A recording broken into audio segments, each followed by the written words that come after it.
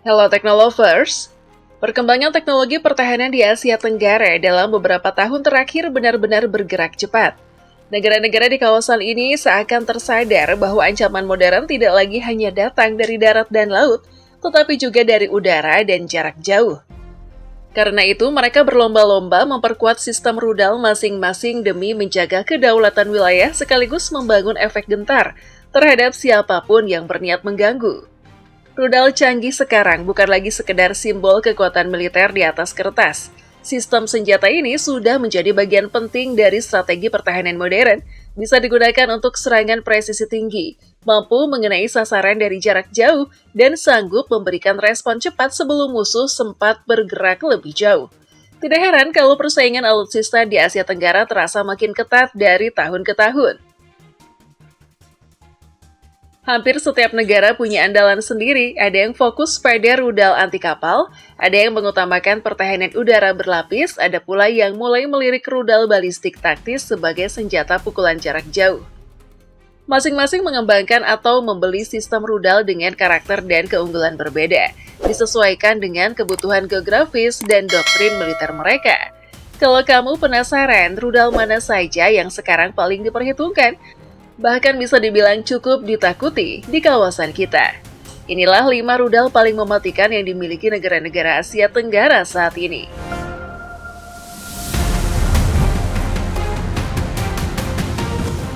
1. BrahMos, si supersonik andalan Filipina. Kita mulai dari Filipina yang membuat langkah besar dengan mengadopsi BrahMos, rudal jelajah anti kapal hasil kolaborasi India dan Rusia. Keputusan ini langsung mengubah peta kekuatan maritim di kawasan, karena Filipina menjadi negara pertama di Asia Tenggara yang mengoperasikan rudal kelas ini. BrahMos dirancang untuk menghantam kapal permukaan dan sasaran darat bernilai tinggi. Kecepatannya bisa mencapai sekitar Mach 3, jauh lebih cepat dibanding banyak rudal jelajah konvensional. Dengan jangkauan hingga 500 km, rudal ini memungkinkan Filipina menyerang target dari jarak yang aman, bahkan sebelum kapal musuh mendekati grafis pantai mereka. Kelebihan lain yang membuat BrahMos begitu menakutkan adalah fleksibilitas platform peluncurannya. Rudal ini dapat ditembakkan dari darat, kapal perang, pesawat, hingga kapal selam, sehingga sulit ditebak dari mana serangan akan datang. Peluru ledak sekitar 300 kg memberikan daya hancur besar, cukup untuk melumpuhkan kapal perang atau instalasi penting hanya dengan satu atau beberapa tembakan saja. Yang tak kalah penting, BrahMos mampu terbang rendah mengikuti kontur permukaan laut, teknik yang dikenal sebagai sea skimming. Pola terbang seperti ini membuat jejak rudal di radar musuh sangat minim, sehingga seringkali baru terdeteksi ketika jaraknya sudah terlalu dekat untuk dihindari. Kombinasi kecepatan tinggi, daya ledak besar, dan jejak radar rendah inilah yang menjadikan BrahMos salah satu rudal paling ditakuti di kawasan. 2. NASAMS-2, perisai udara Indonesia yang sudah teruji. Berikutnya, kita bergeser ke Indonesia yang mengendalikan sistem pertahanan udara NASAMS-2 buatan Norwegia. Di Asia Tenggara, sistem ini hanya dimiliki Indonesia, sehingga otomatis menjadi salah satu kartu truf utama dalam menjaga wilayah udara nasional. NASAMS-2 sudah teruji di berbagai medan, termasuk dalam konflik modern, dan disebut memiliki tingkat keberhasilan intersepsi yang sangat tinggi.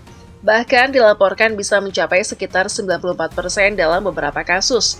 Sistem ini juga bukan barang baru di dunia. Wilayah Washington DC mengandalkan NASAMS sebagai salah satu lapisan pertahanan udara selama lebih dari 15 tahun untuk melindungi ibu kota Amerika Serikat dari ancaman serangan udara.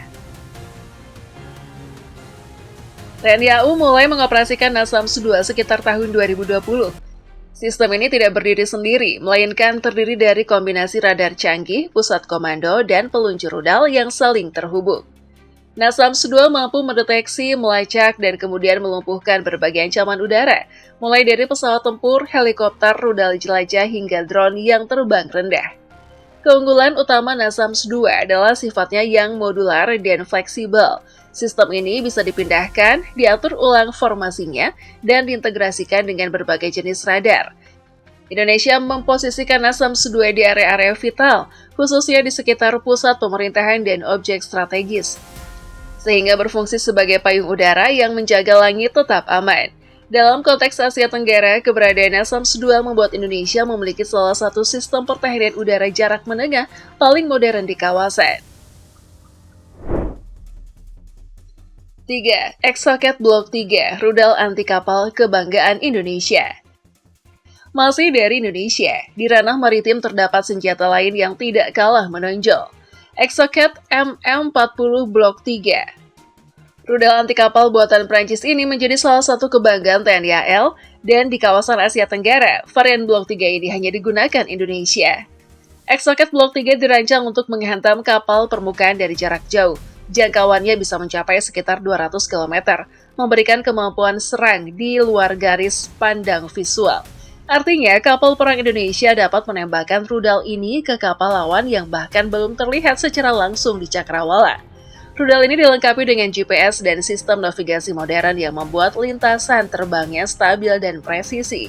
Selain itu, Exocet terkenal karena kemampuan silumannya. Jejak radarnya rendah dan pola terbangnya dapat disesuaikan untuk menghindari sistem pertahanan kapal musuh. Dalam banyak latihan, TNI AL telah melakukan uji tembak Exocet Block 3 dan hasilnya dinilai sangat memuaskan. Beberapa kapal perang utama Indonesia seperti KRI Raden Edi Martadinata dan kapal-kapal sekelasnya sudah dipersenjatai dengan rudal ini.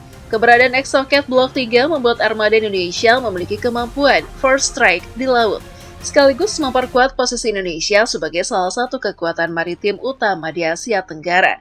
Bagi kapal lawan yang nekat mendekat, rudal ini menjadi ancaman yang harus selalu diperhitungkan. 4. Rudalkan balistik taktis terbaru Indonesia. Masih dari Indonesia, ada satu lagi nama yang cukup baru namun langsung menarik perhatian. Rudalkan dari Turki. Pada Agustus 2025, Indonesia resmi menerima rudal ini, menandai babak baru dalam sejarah alutsista nasional. Kan merupakan rudal balistik taktis pertama yang dimiliki Indonesia, sebuah loncatan penting dalam kemampuan serangan jarak jauh. Rudal Kan memiliki jangkauan sekitar 280 km, membuatnya mampu menghantam sasaran strategis jauh di dalam wilayah lawan tanpa perlu mengarahkan pesawat atau kapal ke garis depan.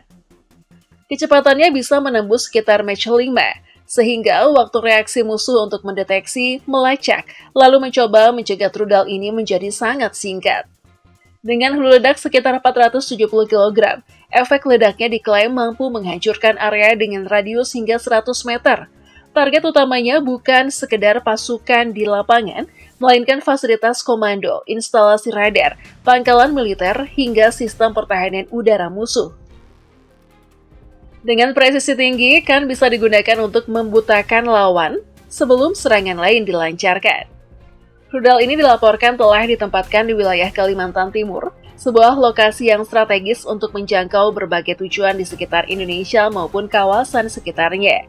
Dengan hadirnya Kan, Indonesia tidak hanya memperkuat pertahanan, tetapi juga memperoleh kemampuan daya gentar yang sama sekali baru, kemampuan untuk melancarkan serangan balasan jarak jauh bila kedaulatan negara diganggu.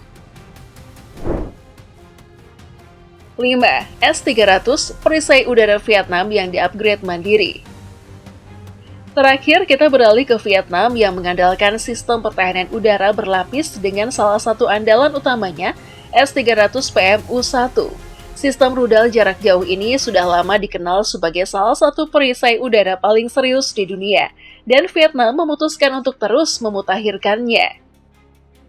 Pada tahun 2023, Vietnam mengupgrade S-300 mereka dengan radar modern 36D6, langkah yang cukup menghebohkan Asia Tenggara. Upgrade ini meningkatkan kemampuan deteksi secara signifikan. Radar barunya dikabarkan dapat menangani hingga 120 target sekaligus dan menembakkan rudal ke 6 sasaran dalam waktu bersamaan. Vietnam memiliki sekitar 96 rudal S-300 yang disiagakan di titik-titik strategis. Sistem ini dirancang untuk menghadapi pesawat tempur, rudal jelajah, hingga beberapa jenis ancaman udara lainnya dalam jarak yang sangat jauh. Menariknya, Vietnam bahkan mengklaim bahwa konfigurasi S-300 yang mereka miliki dan modifikasi mampu menjatuhkan jet tempur siluman generasi kelima. Sesuatu yang tentu saja membuat banyak pihak mulai menghitung ulang resiko bila berurusan dengan pertahanan udara mereka.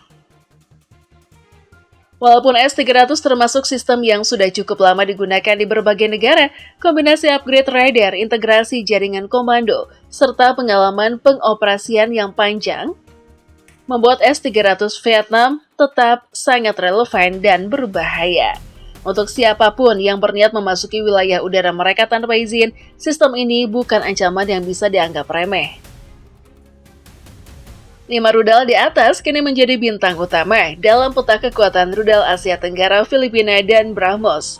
Indonesia dengan NASAMS 2, Exocet Block 3, dan K, serta Vietnam dengan S-300 yang di-upgrade. Semuanya menunjukkan bahwa kompetisi teknologi pertahanan di kawasan kita sudah naik kelas.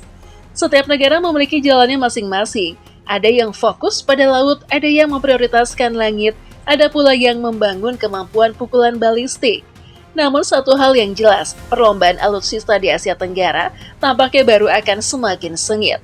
Teknologi rudal terus berkembang dan setiap negara tidak ingin tertinggal dalam usaha memiliki sistem senjata yang makin presisi, makin jauh jangkauannya, dan makin mematikan bagi siapapun yang mencoba menguji kedaulatan mereka.